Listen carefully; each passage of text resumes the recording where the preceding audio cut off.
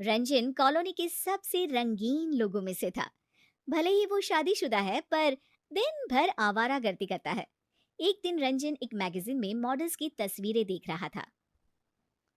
हाय! अगर तुम मिल जाओ, अपनी वाली को छोड़ देंगे हम, कसम से। तभी घर की घंटी बजती है। कौन है? इतनी सुंदर लड़की देख रहा हूँ और घंटी बजाने से इनको फुर्सत नहीं है। लेकिन जब रंजन ने दरवाजा खोला तो जैसे जादू हो गया। उसके सामने वही मैगजीन वाली मॉडल खड़ी थी। हाय! मुझे पता होता कि भगवान इतनी जल्दी सुनता है तो कुछ पैसे भी मांग लेता। हम्म, ये आप क्या बोल रहे हो? अरे मैंने आपकी जैसी एक लड़की मैगजीन में अब भी देखी, कसम से। वो मैं ही हूँ, आपकी नई पड़ोसन। अरे वाह जी वाह! इस रंजन का तो मनोरंजन हो जाएगा अब, कसम से। आप ना बड़े मजाकिया हैं। वैसे मुझे कुछ चाहिए आपसे। अरे आप कुछ भी ले सकती हैं, बताइए तो। अभी तो बस शक्कर। मेरे पति घर पर नहीं है तो शक्कर मिल नहीं रही। सब उनको ही पता होता है। अरे आप कहो तो पूरी चाय बना कर ले आऊं आपके लिए, कसम से। नहीं नहीं, अभी तो शक्कर ही काफी है। रंजन जल्दी से किचन से मिली को शक्कर लाकर देता है। ये लीजिए शक्कर जी। वैसे आप ना चाय में उंगली भी डुबा देती तो वो भी मीठी हो जाती, कसम से। कहाँ से चुराई ये लाइन? अब आपके लिए कुछ चुराना भी पड़ जाए तो कोई गुनाह थोड़ी ना होगा जी। इतने में ही मिली का हस्बैंड उसे आवाज देता है। मिली, जल्दी आओ। चलो जी, चलती हूँ मैं, मेरे हस्बैंड आ गए। अजी फिर से आइएगा जरूर। घर में अदरक, चाय पत्ती और तुलसी भी है जी, कसम से। मिली वहां से चली जाती है। धत्तेरी की, इस गोल का तो एक गोलकीपर भी है। पर खैर, बिना गोलकीपर के फुटबॉल खेलने में मजा क्या, कसम से।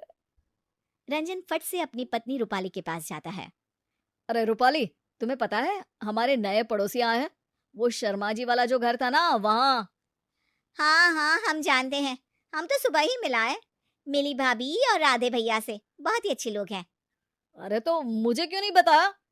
बताया तो था, आप बोले आपसे लोग मिलने आते हैं, आप लोगों से नहीं। अरे रे, अरे तो चलो ना, कम से कम मिठाई देने ही चल लेते हैं। हमारे नए पड़ोसी हैं। हाँ, ये आइडिया सही है। आप जाकर बाजार से लड्डू ले आए, फिर हम साथ चलते हैं उन्हें देने। रूपाली को पता ही नहीं था कि रंजन के मन में ही लड्डू फूट रहे थे। रंजन भाग के बाजार से लड्डू ले आता है और सीधे मिली जी के घर पहुंच जाता है, ताकि वो मिली जी से ढेर सारी बातें कर पाए। पर घंटी बजाने पर गेट खोलते हैं मिली जी के पति राधे। रंजन का धक धक करता दिल जैसे एकदम से बैठ गया। वो अंदर की तरफ झांकता है, पर कोई दिखता नहीं। जी, जी वो मिली जी दिख नहीं रही। क्या जी? अरे कुछ नहीं, वो तो मेरी वाइफ ने उनके लिए मिठाई भिजवाई है। आखिर आप लोग हमारे नए पड़ोसी हैं ना। ओ, आपकी वाइफ? रूपाली सुबह आई थी शायद आपसे मिलने। अच्छा, हाँ हाँ, अंदर आइए। भाभी जी नहीं दिख रही। रूपाली ने उन्हें देने को कहा था। हाँ, मिली नहीं है। वो अभी अपने शूट पर गई हुई है। अभी अभी तो निकली वो। आप चाय कॉफी कुछ लेंगे? मैं वैसे दोनों ही बहुत अच्छा बनाता हूँ। नहीं नहीं, बस मुझे काम है, चलता हूँ मैं। रंजन की उम्मीद अभी तक टूटी नहीं थी। उसने मिठाई के डिब्बे में एक चिट्ठी छिपा दी थी, जो कि सिर्फ मिली जी के लिए थी। पर इधर जब राधे डिब्बा खोलता है मिठाई खाने के लिए, तो उन्हें लगता है कि रूपाली जी ने उनके लिए ही चिट्ठी लिखी है। चिट्ठी में लिखा था, आप हमें बहुत पसंद आए। हमारी बचपन से ही इच्छा थी आप जैसे किसी व्यक्ति से मिलने की। आज वो इच्छा पूरी हो गई। ये चिट्ठी हम आपके लिए छोड़ रहे हैं, ताकि हम बता पाए कि आज आपको देखकर हम मंत्रमुग्ध हो गए। बस ऐसे ही चमचमाते रहिएगा। इस चिट्ठी को पढ़कर राधे को लगा कि रूपाली ने ये चिट्ठी उसके लिए लिखी है और वो छुपके से अपनी चाहत का इजहार कर रही है। राधे बहुत गहरी सोच में पड़ गया। ये बात तो सही है, मिली से मैं प्यार तो बहुत करता हूँ, पर घर का सारा काम मुझे ही करना पड़ता है। मिली को तो कभी मेरी मदद करने का मौका भी नहीं मिलता। कभी कभार तो ऐसा लगता है कि मैं घर का नौकर हूँ बस। मुझे कॉफी ऐसी चाहिए, जूस वैसा चाहिए। मिली के नखरों की वजह से हम किसी को हाथ बटाने के लिए भी नहीं बुला सकते। पर रूपाली जी कितनी स्वीट है, कैसे मुस्कुराती है, आहे कैसे शर्माती है, और कितनी सुशील भी है। राधी बहुत ज्यादा रिसर्च करने के बाद अगले दिन एक मिठाई का डब्बा खुद खरीदता है और जाकर रंजन के घर दे आता है। वैसे कोई भी और कुछ देकर जाता तो मिठाई का डब्बा सबसे पहले रूपाली ने ही खोला होता, लेकिन रंजन अपनी एक्साइटमेंट में इस बार डब्बा मिलते ही खोल लेता है और अंदर जब उसे एक चिट्ठी दिखती है, वो चिट्ठी पढ़ने लगता है। ये दोनों एक दूसरे को चिट्ठी लिखते रहते हैं और सोचते हैं कि एक दूसरे की पत्नियों से इनकी बातें चल रही हैं। इसी बीच ये फैसला लिया जाता है कि अगले संडे दोनों एक दूसरे से मिलेंगे। रंजन राधे को कुछ लाल पहनने को बोलता है और राधे रंजन को कुछ काला।